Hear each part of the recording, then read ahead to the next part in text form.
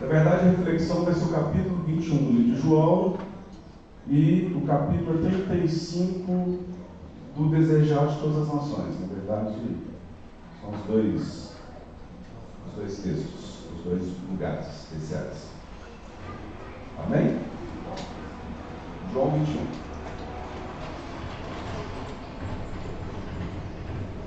Vamos fazer uma oração. Senhor, vamos meditar na Tua Palavra, nessa história tão importante. Que o Senhor fale ao nosso coração, que nós precisamos ouvir, que nossa mente se cale, que nossa mente se volte ao céu, que a gente possa realmente escutar a Tua voz. Que a gente peça agradecimento de Jesus. Amém. Depois disso, tornou Jesus a manifestar seus discípulos junto ao mar de Tiberíades. E foi assim que ele manifestou.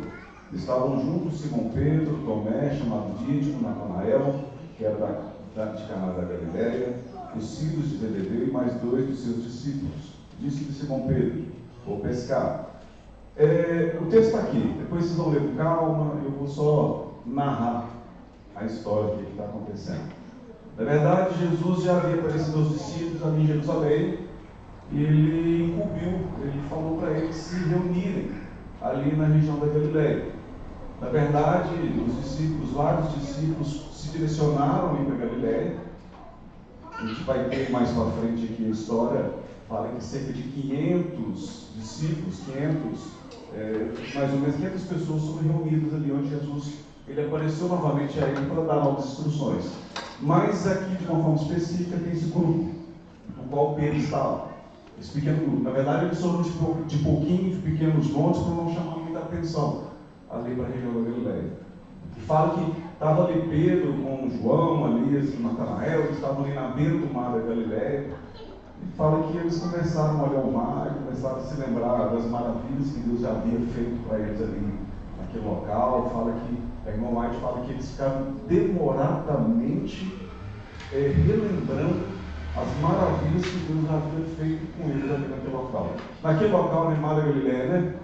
Jesus acalmou a tempestade, naquele local ele alimentou uma multidão, naquele local ele caminhou sobre as águas, próximo ali tinha Cafarnaum, onde Jesus fez muitos milagres, próximo ali estava Decápolis, muitos milagres. Então aquela região era uma região muito especial. E fala que os discípulos demoradamente ficaram relembrando as maravilhas que Deus havia feito, que Jesus havia feito naquele local. E é bom relembrar, né? Quantas vezes a gente para e começa a fazer uma retrospectiva da nossa vida e vê quão bom Deus foi conosco, né?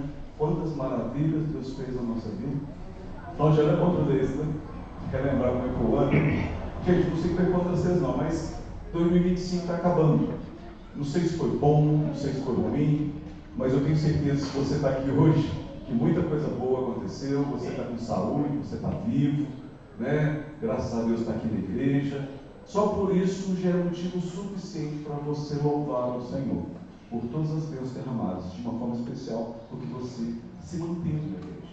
Isso já é algo fundamental, algo incrível, uma bênção incrível. Parar para meditar nas maravilhas de Deus na nossa vida é muito importante. Na verdade, quando a gente para e pensa nas coisas boas que Deus fez, isso enche o nosso coração de alegria, isso nosso coração de paz, nos dá esperança para enfrentar os desafios que vão seguir. 2026 é desconhecido para nós, mas eu tenho certeza que da mesma forma que Jesus, que Deus acompanhou você esse ano, da mesma forma que Ele te deu força para enfrentar os desafios, com toda certeza Ele dará força para enfrentar os desafios que vão se seguir em 2026. Vão ter desafios? Claro que vai. Primeiro, passar nesse mundo sem desafio é impossível. Mas não importa nem o desafio, o importante é como a gente consegue enfrentar esses desafios, né? Com fé, com esperança, com o coração realmente aberto às coisas de Deus. E fala que o Pedro está ali, eles estavam ali, na beira do mar, e de repente Pedro teve uma ideia: vamos pescar? Vamos pescar? Eles estavam precisando de roupa, eles estavam precisando de comida. Aí lá, vamos pescar. Aí eles todo mundo tocou, e entraram no barco, e ficaram no barco, passou a noite, né, tentando pescar, e não pegaram nada. E fala que quando eles estavam ali no barco pescando, tinha um homem que estava acompanhando eles lá da beira da praia. Eles não enxergam, eles não conseguiram identificar quem era, mas esse homem acompanhou durante toda a noite a pescaria deles. E fala que quando eles estavam ali, estava raiando o dia, eles estavam aproximando da praia, e o homem gritou: olha, vocês pescaram alguma coisa? Eles: não, pescou a noite toda, mas não pescamos nada. Joga a rede do lado direito. E eles jogaram. E fala que quando eles jogaram, as redes se encheram de peixe. Para ser exatos, 153 grandes peixes eles conseguiram pescar. Então João olha para Pedro, olha lá e diz: Pedro, não é Jesus, não? É mesmo Jesus. E Pedro fica extremamente entusiasmado, ele já pula do barco e vai nadar até a praia para se encontrar com Jesus. Enquanto isso, os outros discípulos regaçam o barco com os peixes e vão chegando ali na beira da praia. Fala que quando chegaram perto de Jesus, Jesus já tinha feito uma fogueira, tinha pães ali. Daí Jesus fala: Pedro, traz o peixe, vamos comer. Então Pedro vai lá, vai acabar de tirar os peixes, e vão sentam ali na beira da praia, ali com Jesus, vão comer o peixe com o pão. Fala que nenhum deles ousava falar nada, todos em silêncio. Sabiam que era Jesus, mas ficaram em silêncio, olhando para ele. Daí Jesus olha para Pedro e fala: Pedro, você me ama mais que todos os seus irmãos?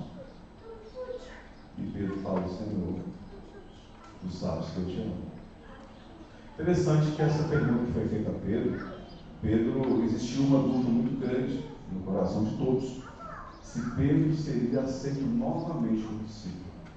Quando Pedro trai Jesus, ele publicamente, ele trai Jesus, todos tinham a certeza de que Jesus não aceitaria novamente Pedro como apóstolo, como discípulo.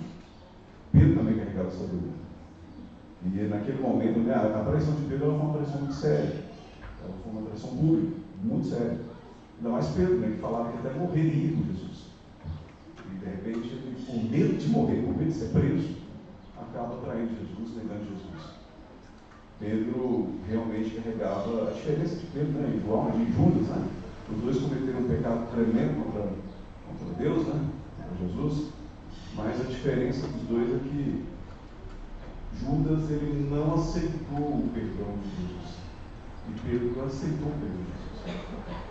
E fala que naquele momento, o objetivo de Jesus, ao fazer a pergunta publicamente, era para publicamente Pedro ser restituído na condição de discípulo, na condição de apóstolo. Publicamente ele pecou, publicamente ele seria restituído. Publicamente ele pecou, publicamente ele seria restituído. Isso é muito sério, isso é muito importante. E fala que quando Jesus faz essa pergunta: Pedro, tu me ama mais do que os teus irmãos? Pedro, se fosse o Pedro de antigamente, fala: sim, Senhor, eu amo o Senhor mais que todo mundo, e eu amo demais. Nossa, o Senhor sabe que eu amo. Ele não fez isso. Pedro reconheceu o seu pecado. Pedro foi humilde. Ele só falou: Senhor, o Senhor sabe que eu te amo. O Senhor sabe que eu te amo, eu amo mais que ninguém, mas sabe que eu te amo. E depois, aí Jesus vira para ele: Pedro, então apacenta as minhas ovelhas. Depois faz a segunda vez a pergunta. Pedro já não pergunta mais se ele ama mais que todo mundo, né? Só pergunta: Pedro, tu me amas? E Pedro fala: Senhor, tu sabe que eu te amo. Depois faz pela terceira vez a pergunta. Quando Jesus faz a terceira vez a pergunta, Pedro, ele sente no coração dele uma tristeza muito grande. E ele diz: provavelmente até Jesus não viu do meu amor. Ele tem toda a razão de perguntar. O que eu fiz foi pedir demais. Fala que Pedro, na terceira vez que ele fez a pergunta, o irmão Ade fala que ele se entristeceu por achar que Jesus cuidava do seu amor. Na verdade, a ideia ali não era dúvida, a ideia é reafirmação. E a ideia principal de Pedro, o que Pedro demonstrou na prática, foi arrependimento. Um arrependimento sincero que ele mostrou para Deus. Um arrependimento sincero. E fala que, de novo, né, Pedro, tu me amas? E Pedro: Senhor, o Senhor sabe. Ele fala muito cedo: o Senhor sabe contigo. Então, Pedro, eu passei por esse milagre. Interessante que Pedro recebe de Jesus o perdão. Ele reconhece o pecado que ele havia cometido. Ele reconhece como não tiver feito. E ele se arrepende e ele volta para Jesus. Quem é que não, né? Quem aqui não precisa da graça salvadora de Jesus? Quem aqui não precisa do perdão que Jesus oferece? Todos nós precisamos, né, gente? Interessante que eu estava conversando com o irmão ontem na igreja. Na verdade, na igreja não curto alguma coisa. Ele é filho de adventista, foi criado na igreja, depois acabou se afastando, agora voltou. Ele falando que só no ano passado que ele aprendeu sobre a graça. Cara, poxa, a vida toda na igreja, e ele custou entender, custou aceitar a graça. Gente, vou te perguntar, vou fazer uma pergunta para vocês, vamos ver. Se eu te perguntar, você se sente salvo? Sim, não, quem se sente salvo, por favor, levanta a mão. Quem se sente salvo? Ah, que bom. Quem não se sente salvo? Os outros, quem não levantou a mão, não se sente salvo? Poxa, estou parecendo até baiana. Gente, se você aceitou Jesus como Deus Salvador, você está salvo. Amém? Duvidar da sua salvação é trazer para você os méritos que não são seus. Você não merece a salvação, ponto. Você não merece. Eu não mereço. A salvação é um dom imerecido. É um presente oferecido por Cristo. Eu não posso atribuir a mim mesmo, as minhas ações, salvação. Salvação é pela graça. Eu aceito a salvação e sou salvo. Agora, não confunda salvação com santificação. Santificação é um processo de uma vida. Santificação começa a partir do momento que você foi salvo. A partir do momento que você aceitou Jesus como seu Salvador, você foi salvo.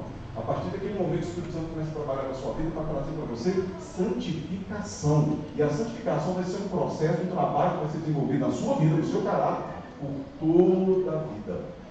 Vai encerrar apenas quando a obra intercessora acabar, quando Jesus voltar, aí vai encerrar o processo de santificação. Porque Jesus está morando, o Espírito Santo está morando no teu coração, vai acabar com você até o fim. Até o fim. Então, não duvide da sua salvação. Não duvide. E não atribua a sua salvação ao que você faz ou deixa de fazer. Claro, eu posso negar a salvação? Posso. Nós não acreditamos no conceito de uma vez salvo, salvo para sempre. Eu posso negar o presente, mas é uma escolha consciente. Eu nego o presente.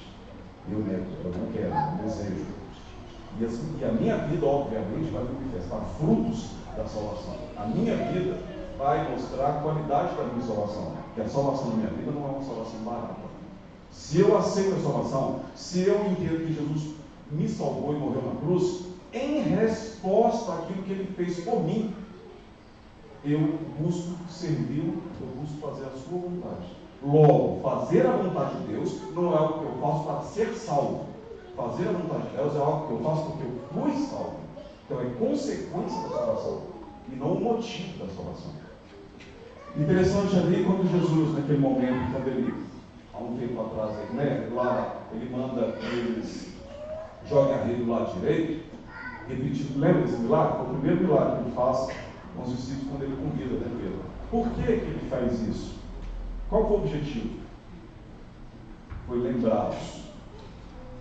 Lembra lá no primeiro milagre, quando ele faz isso pela primeira vez, quando ele joga a rede do lado direito, foi quando ele convidou eles para serem pescadores de homens. Jesus, ao repetir esse milagre, ele na verdade está relembrando, fazendo com que eles se relembrem do chamado que ele havia feito para eles há um tempo atrás. Ele estava dizendo, olha, aquele chamado que eu fiz ainda está de pé. Eu quero que vocês sejam pescadores de homens. Ele relembrou os discípulos da sua missão. Aí uma pergunta que eu faço para mim e faço para vocês. Você se lembra da missão que Deus confiou para você? Você lembra do seu chamado? Talvez uma coisa que eu queria relembrar você. Deus te chamou para cumprir uma missão. Assim como ele precisou lembrar os discípulos de que eles tinham uma missão, ele também quer nos lembrar que nós temos uma missão. A coisa mais importante que nós fazemos enquanto igreja é esparramar a mensagem do Evangelho. A coisa mais importante, muitas vezes, irmãos, temos muitas coisas bacanas que acontecem na igreja, mas a coisa mais séria, a coisa mais importante é a pregação do Evangelho. A coisa mais importante é o cumprimento da missão. Interessante que, inclusive, Jesus reúne com uns 500 ali, mais para frente, na beira de uma montanha, ali na Galileia, e a coisa mais importante que ele fala nessa reunião é ide e pregarem o Evangelho. Ele comissiona os 500 para pregar o Evangelho. É a mensagem. Ele reuniu os discípulos ali na Galileia para falar para eles pregarem o Evangelho. Essa era a missão. Naquele momento ali, Jesus está lembrando os discípulos dessa missão importante. Você se lembra da solução? Olha, eu conversei com a Kalê na semana passada, ela estava fazendo o almoço lá na igreja, né? Sábado passado a gente teve um almoço lá, muito gostoso. Era macarrão lá, foi. Gostoso, né? Macarrão na chapa, muito boa. Ela, eu não sei fazer nada, eu não prego, eu não sei pregar, eu não sei dar estudo. Caminho, sabe fazer comida. É só quando a gente pregar, ué. É quando você faz comida, reúne as pessoas na igreja, as pessoas estão ali na igreja, você está promovendo união na igreja. Você às vezes não está pregando o Evangelho lá fora, mas na sua maneira, no dom que Deus te deu, Deus está te permitindo fazer a vontade dele. Quando faz a comida, olha, tem irmã que vai limpar a igreja. Já pensou se a igreja não estivesse limpa, a gente está abrindo aqui no culto? Que coisa terrível, a gente ir no banheiro sujo, a igreja suja. Tem irmão que recepciona a gente na hora que chega.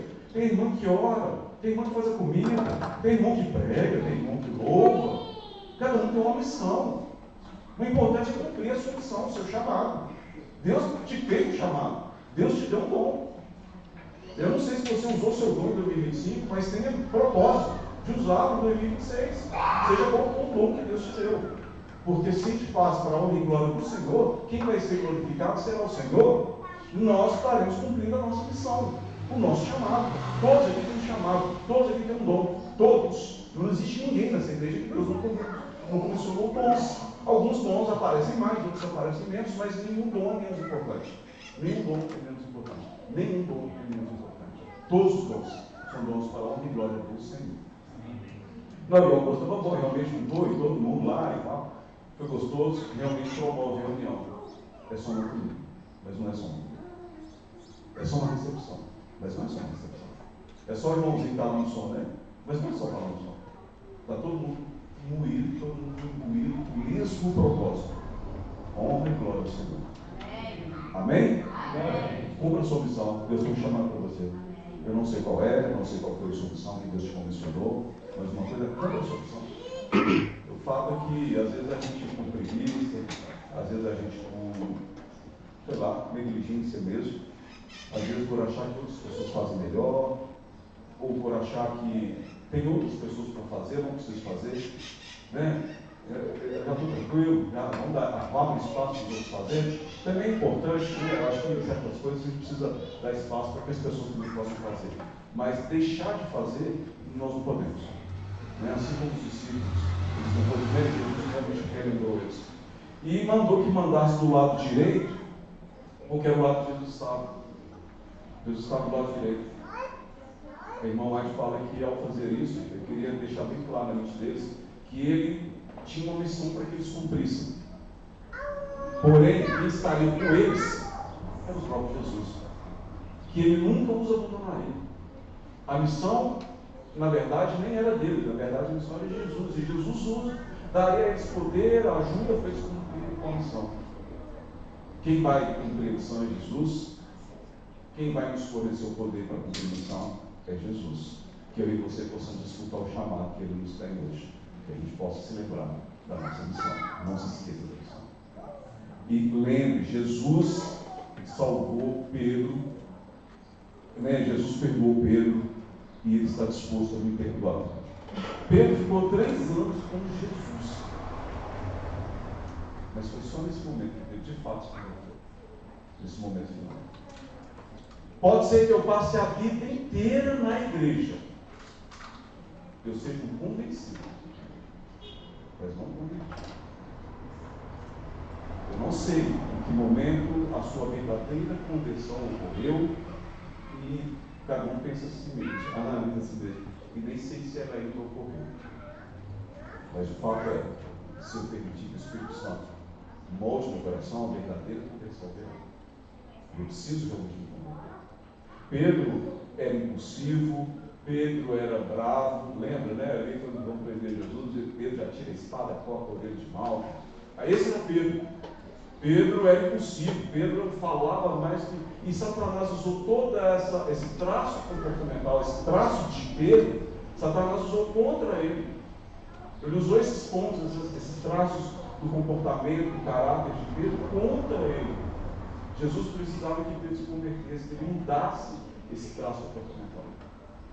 E nessas perguntas que Jesus faz, a forma como Pedro responde, mostra que Pedro se tornou um homem humilde. E qual foi a missão que Deus confiou a Pedro? Apacentar as ovelhas. A irmã White fala que apacentar as ovelhas ali, na verdade, era cuidar dos novos conversos. Era cuidar dos que estavam entrando na fé. Olha que interessante. Pedro, o impulsivo. Pedro, o nervoso. Pedro, cheio de características de uma pessoa que teria, assim, seria todo mundo, menos ele, para cuidar dos nossos conversos. Porque cuidar dos nossos conversos exigia paciência, exigia cuidado, carinho, trato nas palavras. Eram novos conversos. E foi essa missão que Jesus deu para Pedro: cuidar dos novos conversos. Olha, só alguém transformado poderia fazer isso. Pedro, que exigia realmente, cuidar dos novos conversos, exigia paciência. Pedro teria que olhar com carinho, com paciência, com os erros dos novos conversos. Pedro, olha, agora Pedro está pronto, porque quando ele viu um irmão errando, ele vai lembrar, mas eu também errei. Eu também pequei. Então eu vou ter mais paciência com ele. Pedro, ele teria um jeitinho melhor de falar, porque ele sabia, quando ele errou, Jesus olhou para ele com um olhar de carinho tão grande, e ele sabia que aquele olhar que Jesus olhou para ele, aquele olhar de carinho, foi o que tocou o teu coração. Então, quando ele visse o irmão com um novo converso errando, ele também ia ter paciência e carinho com esse irmão, porque ele ia se lembrar de como Jesus o tratou, mesmo ele tendo errado feio com Jesus. Pedro tinha uma missão fantástica. Missão dada apenas porque ele se converteu. Porque antes ele não tinha condição de fazer isso. O Pedro de antes, menor condição de fazer isso. Jesus nunca confiava isso. O Pedro convertido, sim. Irmãos, como eu disse, não sei quanto tempo você está na igreja, não sei quanto tempo você conhece a mensagem, mas eu sei uma coisa: todos nós teremos um momento derradeiro da nossa verdadeira conversão. Se ela ainda não ocorreu, eu oro por pouco, porque o nosso caráter precisa ser mudado. Nosso gênio, nosso temperamento precisa ser transformado. Eu preciso ser transformado. Eu sei que a transformação é algo que, mas eu preciso ser transformado. Pedro se converteu. E ali, Pedro, ele é restituído ao seu apostolado.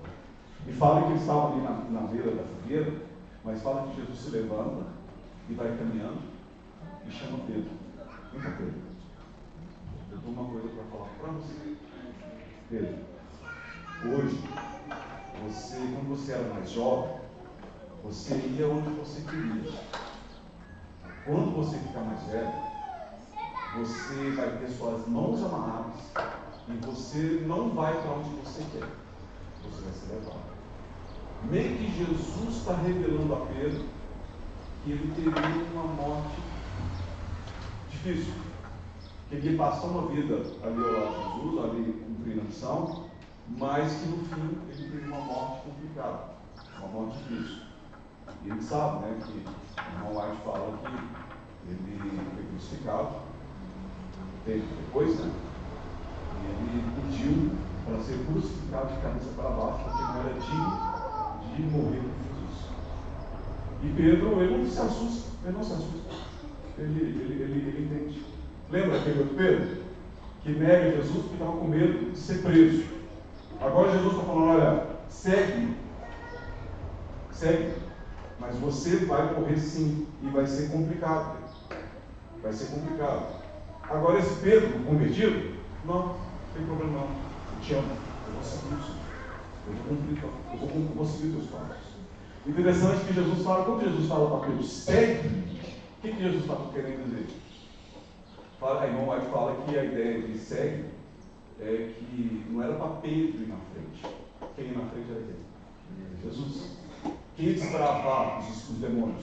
Quem ia desbravar, quem ia enfrentar todos os desafios primeiro? Quem abriu o caminho era Jesus. Pedro ia atrás.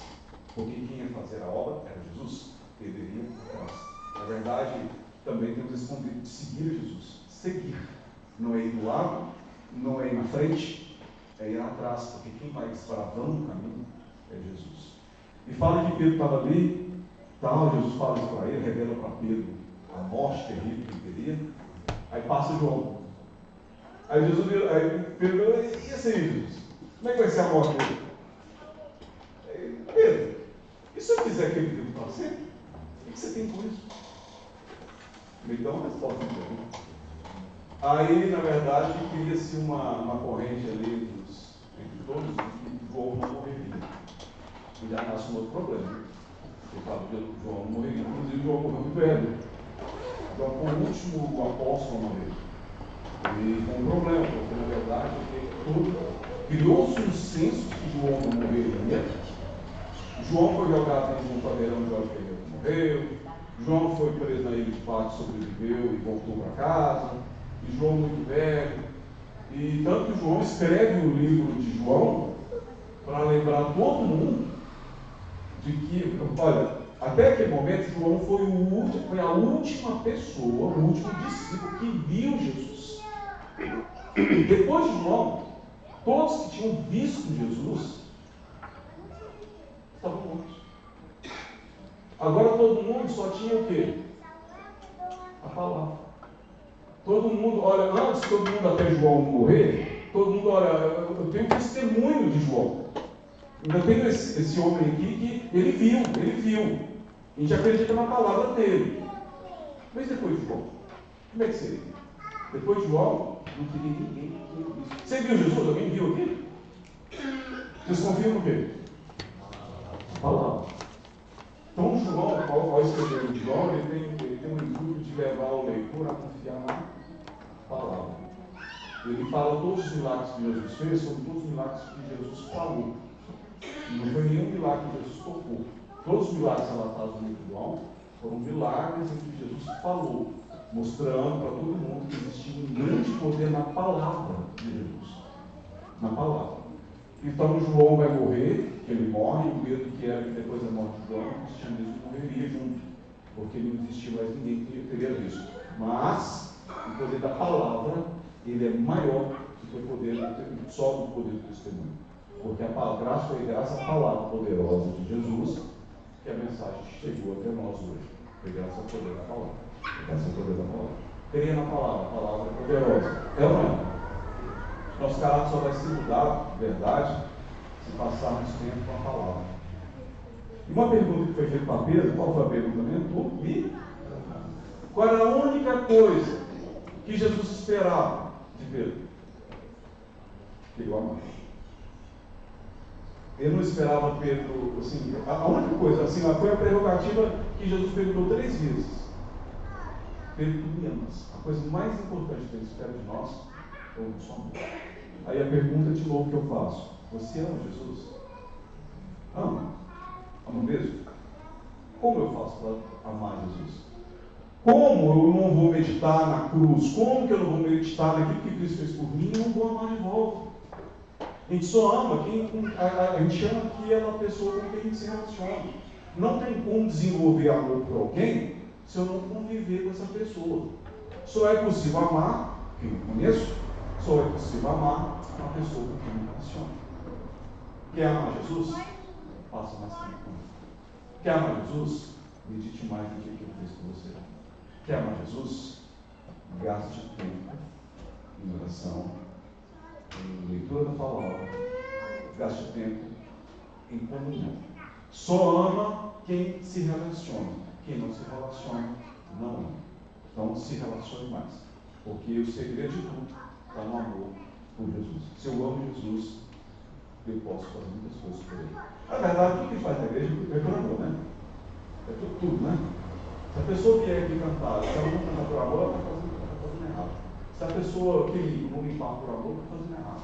Tudo que a gente fizer na igreja, pela missão, precisa ser feito por amor a Jesus. Se não for por amor a Jesus, perde-se isso daqui que você está fazendo. Aí já não tem propósito naquilo que você está fazendo. Porque tudo que é feito, precisa ser feito por amor.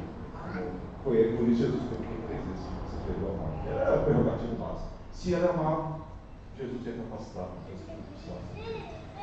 Resumindo a história toda, Jesus lembrou os discípulos que eles tinham uma missão, lembrou eles como fez o milagre. Jesus lembrou eles de que, para cumprir essa missão, ele daria o poder, quando falou para eles jogarem a rede do lado direito.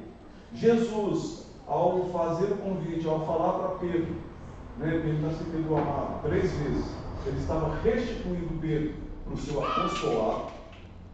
Pedro aceitou o chamado de Jesus, aceitou o perdão de Jesus, foi restituído como apóstolo e foi confiado a Pedro das missões mais incríveis que só um homem transformado poderia assumir, mostrando o poder da palavra de Deus na vida de Pedro. Pedro, agora transformado, foi revelado para ele a morte que ele teria. Pedro, aquele que negou Jesus, o medo de ser preso, agora sabia que ia ser morto, e mesmo assim, por amor de Jesus, cumpriu uma vida de missão e propósito. Que assim como Pedro aceitou o chamado de Jesus, assim como Pedro aceitou o perdão de Jesus, que eu e você possamos aceitar o chamado de Jesus na nossa vida e aceitar o perdão que ele nos oferece. Porque ele vai dar o poder que a gente precisa para a gente conseguir vencer. Que eu e você possamos nos lembrar da nossa missão. Que eu e você possamos ser de fato, de verdade transformados. E por favor, irmãos, aceite a graça de Jesus na sua vida. Se sinta salvo. Aceite Jesus no seu coração e se sinta salvo. Viva como salvo. Cante como salvo. Louve como salvo. Dê saltos de alegria como alguém que foi salvo. Não como alguém que está perdido. Que Deus possa abençoar você. Eu já não estou para fazer oração. Para cantar a oração.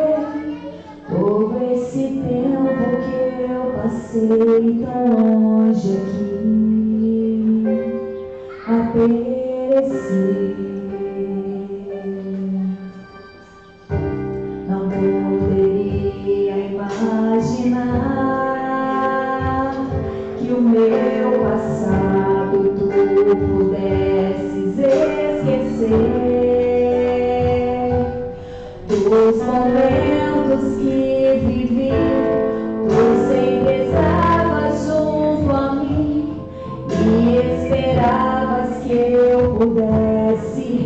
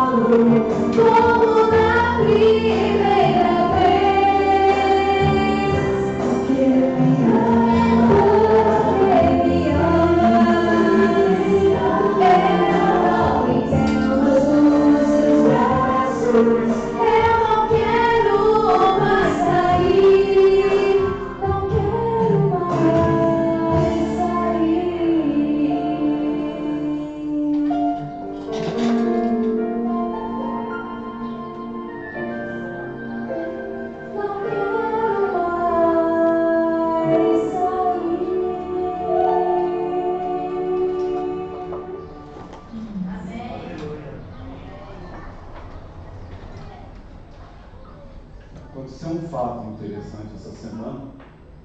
Eu estava numa empresa, inclusive a dona da empresa é filha do irmão da igreja. Ela meio que estava meio afastada. Eu comecei a fazer um trabalho na empresa dela no final do ano passado. E uma vez por mês a gente reúne os funcionários que é para fazer uma reunião motivacional. Aí eu aproveitei, haja assunto para falar de motivação. Eu comecei a falar de Bíblia, né? Aí eu lembro dos assuntos bíblicos, falei do último dele aqui, falei de Josué, né? Conquista de Canaã, né? Ser forte, corajoso. E durante todo o ano, uma vez por mês, a gente falando de Bíblia e falando dos assuntos da vida. Aí na última reunião que foi essa semana, uma das funcionárias dela falou, olha, e pedi, né, para que cada um agradecesse um agradecimento, né, para aquilo que semana, né? Semana de saúde, cada um agradecer. Aí ela, de uma forma especial, ela falou, olha, eu estava com depressão. No ano passado, eu estava sofrendo depressão, tomando remédio, mas eu agradeço a Deus porque os médicos, né, os remédios que eu tomei, que agora já estou tomando mais, e eu fui curado da depressão. E ela agradeceu de uma forma especial as reuniões que a gente fala de Deus. Às vezes, irmãos, a gente acha que a mensagem ela não é, a palavra não tem tanto poder assim, a gente não tem noção do quão poderoso é a palavra de Deus. E às vezes a gente está tão imbuído de falar aqui dentro para a gente mesmo e não fala lá fora, sendo que às vezes lá fora as pessoas estão extremamente sedentas. As pessoas precisam ouvir. E às vezes a gente tem preguiça de falar, ou tem medo de falar, achando que as pessoas não vão gostar de ouvir. Pelo contrário, gostam, dão valor, Simão, e glória ao Senhor. Gostam de ouvir, dão valor tremendo na palavra de Deus. Que Deus possa abençoar, que você possa fazer o seu trabalho, o seu ministério, das oportunidades que Deus colocar diante de você, do seu ministério, que às vezes as pessoas podem até não vir para a igreja, mas as pessoas estão sendo tocadas por Jesus. Onde estiver, Deus possa nos tocar. Não quer de pé de oração? Senhor nosso Deus, que o Senhor possa continuar transformando o nosso caráter, que nós possamos sentir a ação do Espírito Santo em nossa vida. Assim como Pedro foi transformado ao ponto dele desejar dar a própria vida pelo Senhor, que o Senhor possa nos transformar naquilo que nós precisamos. Que as nossas falhas de caráter não venham fazer separação de nós e do Senhor, que elas possam ser mudadas, possam ser eliminadas, que o Senhor possa restaurar. Ajude-nos, Senhor, a cumprir a missão que o Senhor nos confiou. Ajude-nos a fazer a nossa vida, o nosso trabalho, fazer das nossas atividades a nossa missão. Assim, que nesses lugares nós possamos cumprir a missão, de alguma forma. Que o Senhor possa estar para a igreja aqui de Formiga, possa abençoar cada irmão, que o Senhor possa derramar sobre nós o teu Santo Espírito. Ajude-nos, Senhor, nós precisamos de Ti. Que 2025, que já está acabando, não sei se foi um difícil ou fácil para cada um aqui, mas que 2026 seja ainda melhor. Um ano ainda mais cheio do Espírito Santo, que nós possamos realmente ter um ano abençoado, principalmente um ano do teu lado. É o que te peço e agradeço em nome de Jesus. Amém.